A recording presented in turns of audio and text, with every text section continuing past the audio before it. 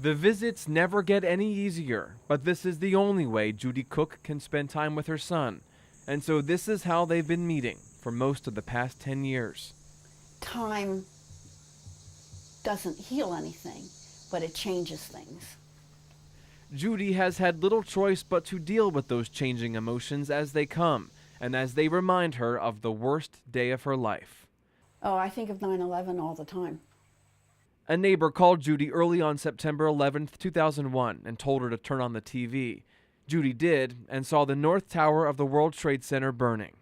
The sight immediately shook her, but before Judy's heart sunk, she instinctively started counting.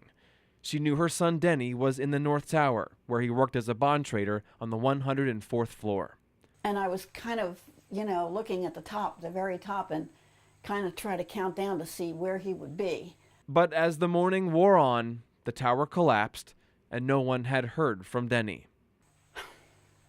I kept trying to block the reality out of my mind that it could have been something really bad that he would have been affected by. But as time went on watching the TV, and then as the telephone calls started to come, I knew that it was really bad. Days later, when word still had not come, blocking reality was no longer an option. I can still remember the feeling of it. It was so bad. It was such a terrible, horrible, empty feeling to know that he had been killed.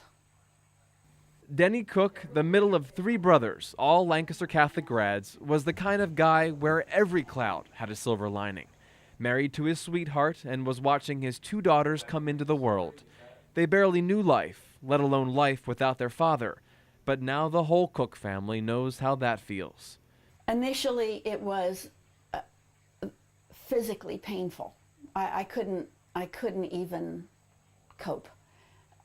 Just the thought on a daily basis of the loss of my son was too much to bear. So Judy, who lost her husband 3 years before Denny, learned to grieve in a quiet, private way.